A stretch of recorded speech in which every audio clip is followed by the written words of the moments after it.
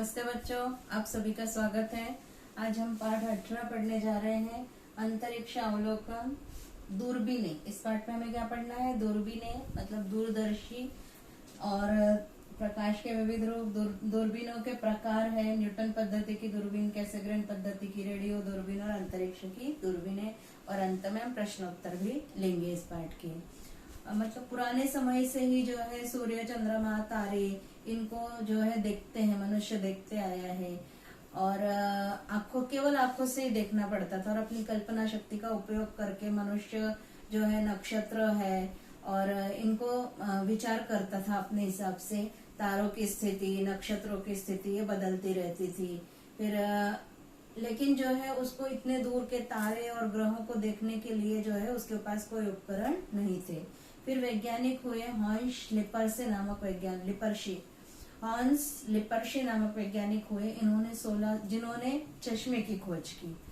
तो उन्होंने 1608 में ये आविष्कार किया कि उन्होंने दो लेंसों को एक दूसरे के सामने रखा। तो सामने रखने पर उनको ये दिखाई दिया कि दूर की वस्तु पास में और बड़ी दिखाई देती है। तो पहली दूरबीन जो है उन्होंने बताई, खोजी। इसके पश्चात जो है 1609 में जो है गैलीलियो नामक वैज्ञानिक हुए। उन्होंने दूरबीन बनाई और दूरबीन से जो है अंतरिक्ष के अध्ययन के लिए इस दूरबीन का उपयोग किया। दूरबीनों का उपयोग काय के लिए किया जाता है? दूर की वस्तुओं को देखने के लिए, अंतरिक्ष के अध्ययन के लिए दूरबीनों का उपयोग किया जाता है। और इससे समझ में आया कि जो आंखों से हमें तारे दिखाई देते हैं, जितने तारे दिखाई देते हैं उससे भी अधिक तारे जो है अंतरिक्ष में है। और दूरबीन की सहायता से उन्होंने गुरु के 4 उपग्रह और सूर्य के ऊपर दाग भी जो है खोज निकाले। गैलीलियो की दूरबीन की खोज के बाद जो है पिछले 400 वर्षों में दूरबीन की तकनीक और संपूर्ण अंतरिक्ष विज्ञान और प्रौद्योगिकी में मानव द्वारा जो है प्रचंड प्रगति हुई है।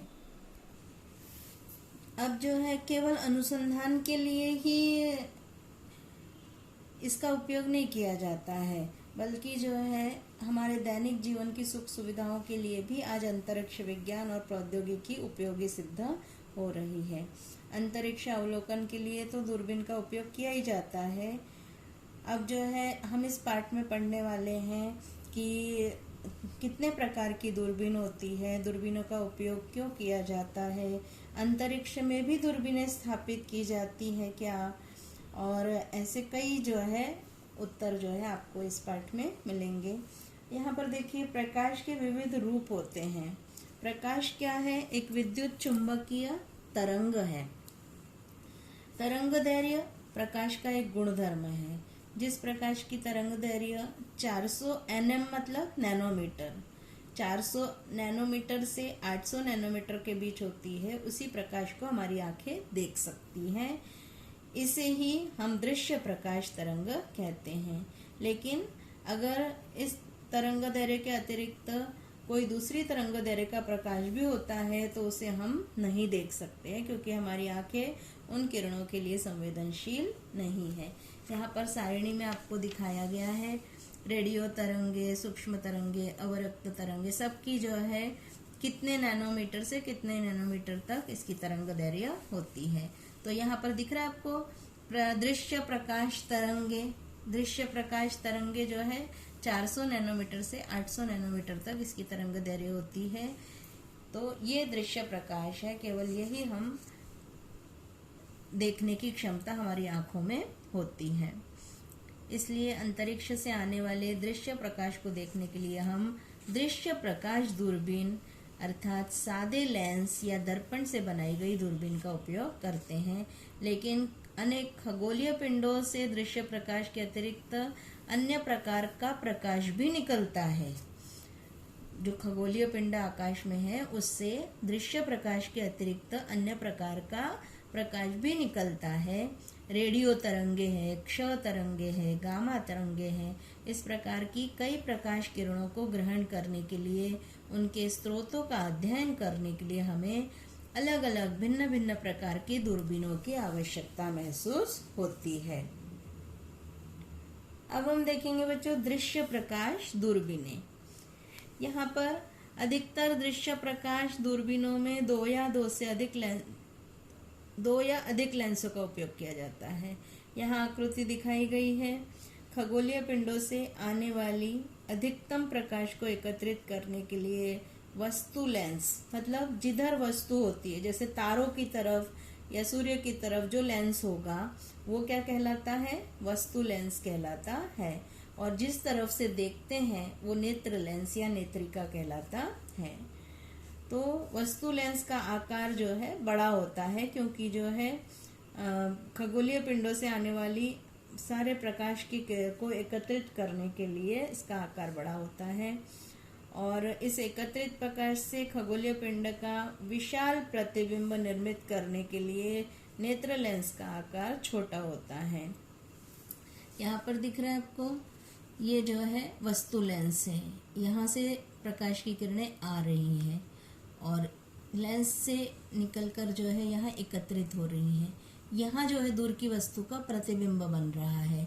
ये जो यहाँ प्रतिबिंब जो बन रहा है, ये इससे निकलने वाली किरणें इस लेंस से होकर हमारी आंखों तक पहुँचती है और हमें दूर की वस्तु का प्रतिबिंब पास में और थोड़ा बड़ा दिखाई देता है। अब ये प्रकाश किरणें वायुमंडल से लेंस में या लेंस में से वायुमंडल में जाते समय अपना मार्ग परिवर्तित करती है, अर्थात उनका अपवर्तन होता है। इसीलिए इस दूरदर्शी को अपवर्तक दूरदर्शी कहते हैं।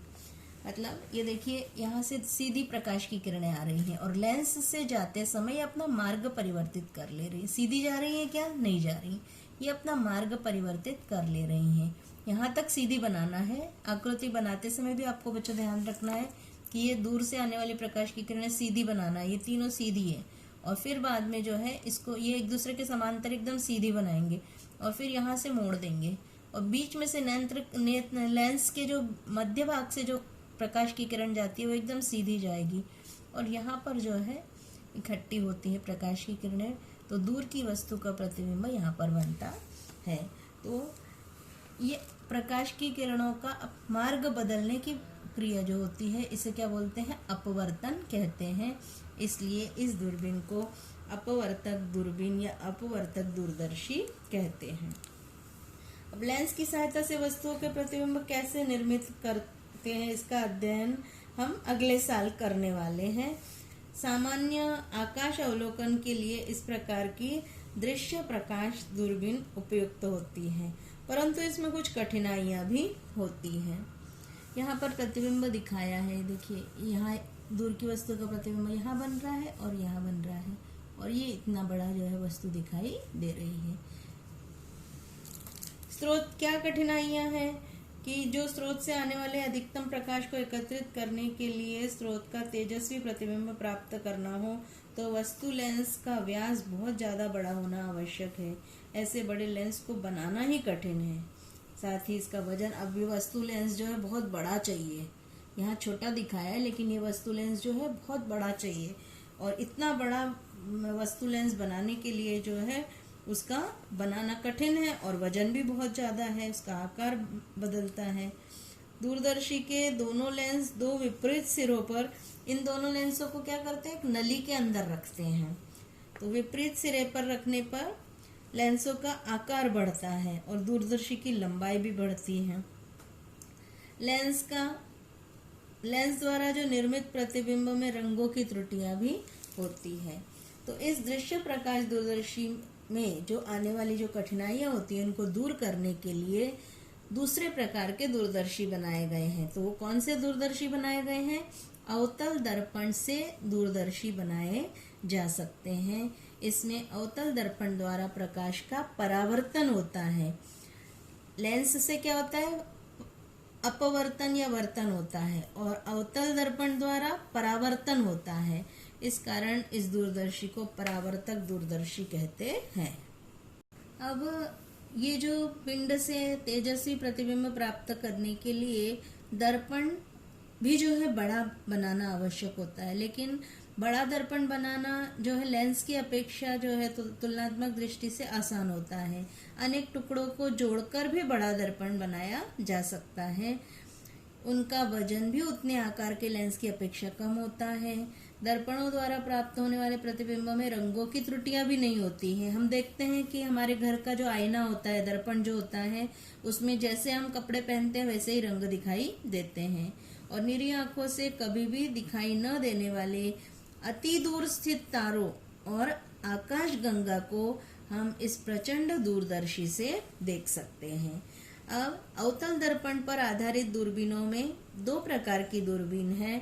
एक न्यूटन पद्धति की दूरबीन है और दूसरी कैसेग्रेन पद्धति की दूरबीन है। सबसे पहले हम देखते हैं न्यूटन पद्धति की दूरबीन। यह आकृति बच्चों आपको बनाने को आ सकती है। इस आकृति में जो है दूरबीन में अंतरिक्ष से आने वाली जो प्रकाश की किरणें हैं ये अवतल दर्पण से परावर्तित होती है। ये देखिए अंतरिक्ष से दूर से प्रकाश की किरणें आ रही हैं, ये आने वाली किरणें हैं, ये अवतल दर्पण है। अवतल दर्पण कैसे बनाया जाता है? यहाँ सीधा रहेगा और यहाँ से अंदर से थोड़ा धंसा हुआ रहता है। इधर से बनाने का तरीका एकदम सीधा नहीं बनाना है, इसको सीधा बनाएंगे और अंदर थोड़ा सा धंसा हुआ होगा, तो ये अवतल दर्पण है। अवतल दर्पण से ये किरणें क्या होती है? परावर्तित होती हैं। परावर्तित होकर जो है किरणों के दर्पण के नाभिक के पास अभिसरित होती है। यहाँ पर एक क्या लगाया है? समतल दर्पण लगाया गया है। वापस जो है लौटकर जो प्रकाश की किरणें यहाँ से क्या है? परावर्तित होकर इधर केंद्रित होती हैं और इस कारण ये किरणें दूरबीन के बेलन की लंब दिशा में एक बिंदु पर एकत्र आती हैं। वहां स्थित नेत्रिका द्वारा जो है विशिष्ट लेंस, नेत्रिका मतलब कि यहाँ पर जो है उत्तल लेंस का उपयोग किया गया है और इससे जो है हम अभिवर्धित बड़ा प्रतिबिंब देख सकते हैं। अब देखिए, ध्यान से देखिए, यहाँ पर जो है ये अवतल दर्पण है। दूर से आने वाली प्रकाश की किरण इससे टकराती है। वापस लौट के आने वाली किरणें मतलब दूर का प्रतिबिंब पहले यहाँ बनेगा, यहाँ का प्रतिबिंब कहाँ बनेगा? समतल दर्पण पर बनेगा। समतल दर्पण पर जो प्रतिबिंब बनेगा उससे निकलने वाली प्रकाश की किरणें इस लेंस से, उत्तल लेंस क्या काम करता है? बड़े आकार में प्रतिबिंब को दिखाता है, इसलिए यहाँ नेत्रिका जो है क्या है? उत्तल लेंस। और यहाँ से हम देखते हैं, यहाँ से देखते हैं तो इसका प्रतिबिंब जो है इस लेंस द्वारा हम यहाँ पर देखते हैं, तो दूर की वस्तु का प्रतिबिंब हमें यहाँ बड़े आकार का दिखाई देता है। अब ये दूसरा प्रकार है अवतल दर्पण पर आधारित दूरबीन में कैसेग्रेन पद्धति की दूरबीन या दूरदर्शी है।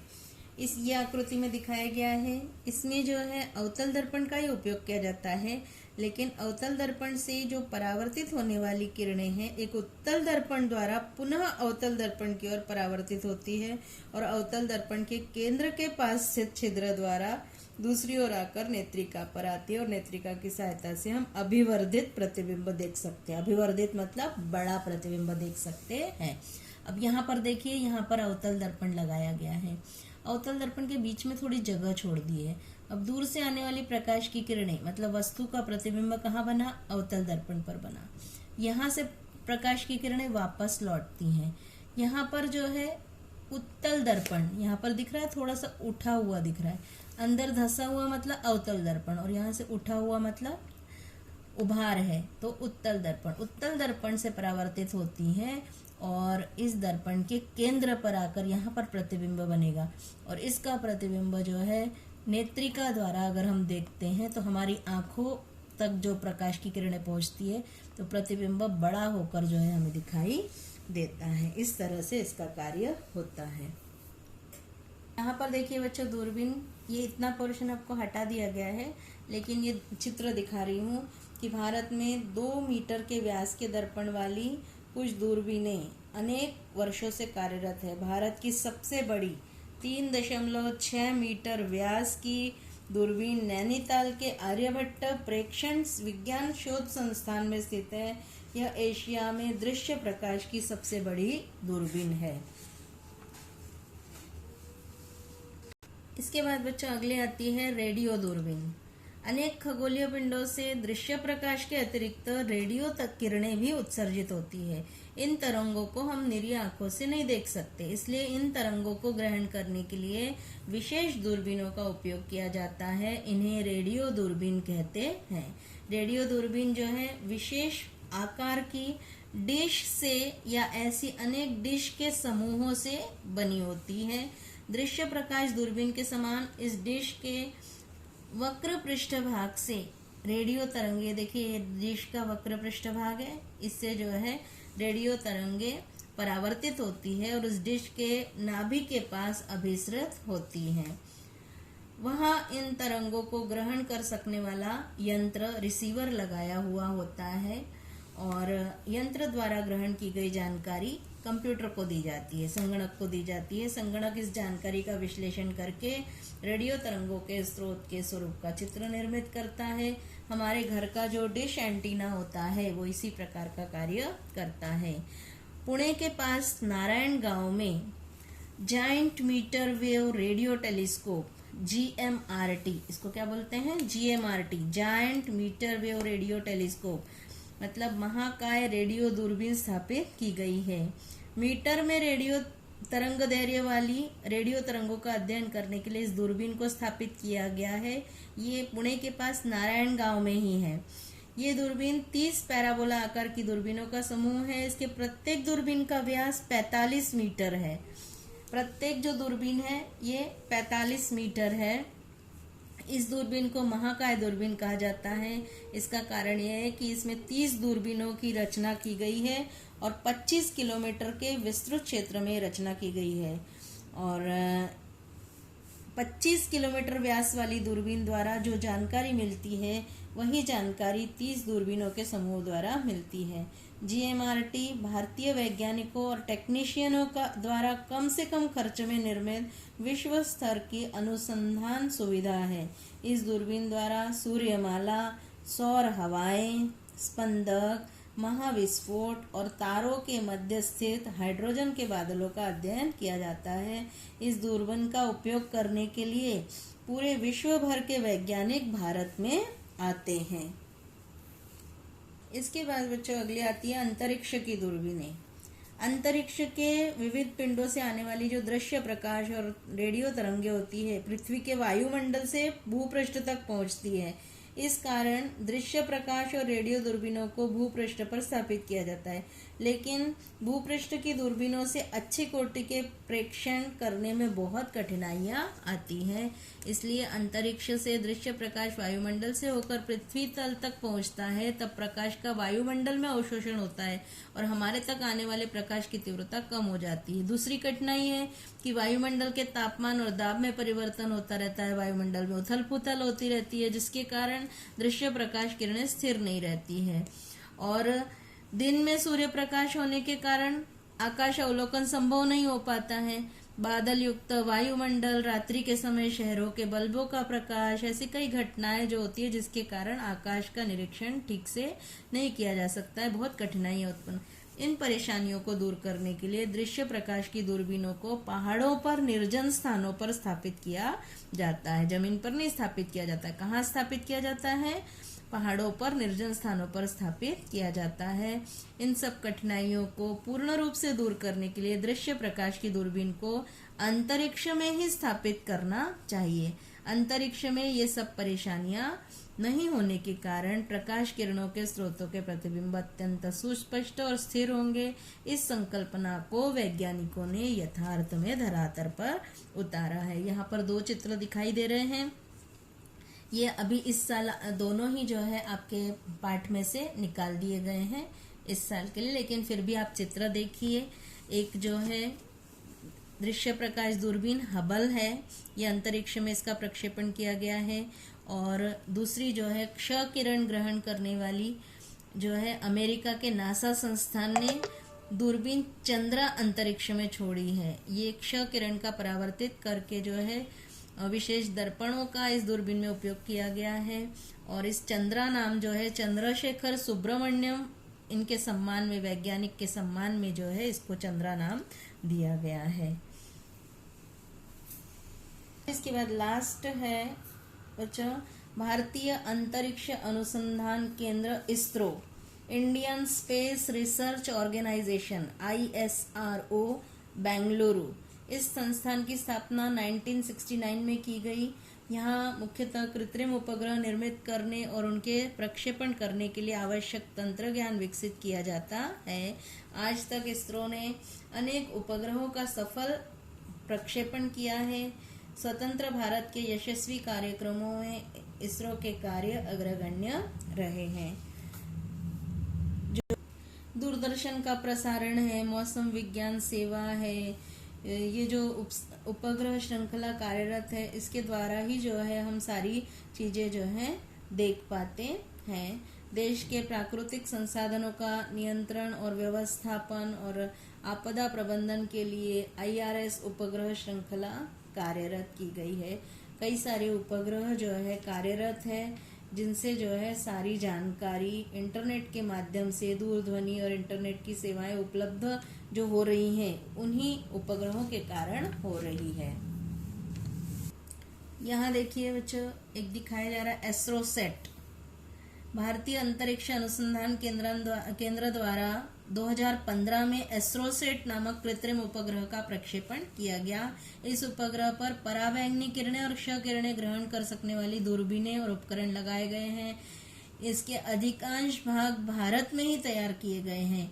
ये विश्व का एक द्वितीय उपग्रह है जिसके द्वारा मिलने वाली जानकारी का उपयोग करके भारतीय खगोल वैज्ञानिक अंतरिक्ष के विभिन्न घटकों का अनुसंधान कर रहे हैं।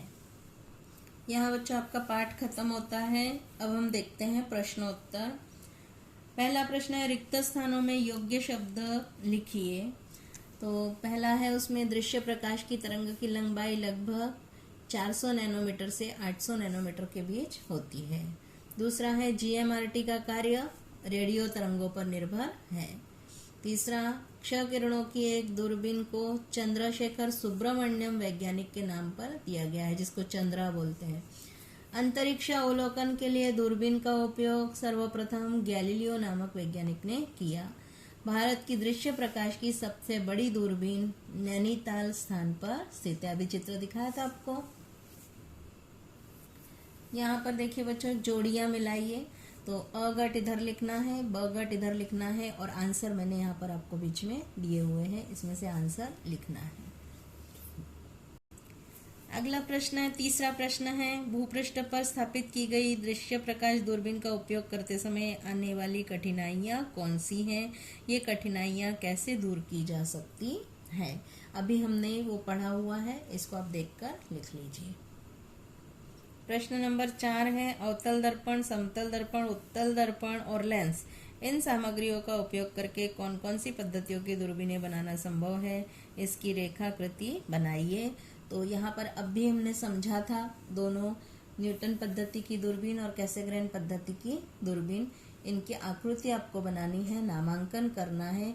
आकृति बनाते समय ये किरणें जो है सीधी बनानी है, ध्यान रखना है। अवतल दर्पण यहाँ से ऐसा बनाना है, अंदर धंसा हुआ थोड़ा सा बनाना है, और ये किरणें लेंस से जाने पर सीधी चलती हैं और फिर इधर अंदर मुड़ती हैं। इसको ध्यान दीजिए बनाते समय।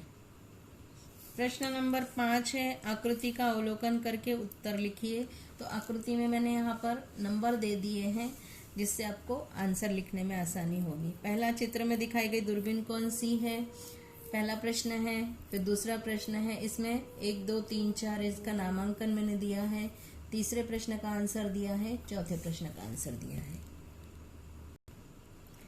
इसी प्रश्न का लास्ट प्रश्न था, उपर्युक्त दूरबीन का कार्य कैसे चलता है?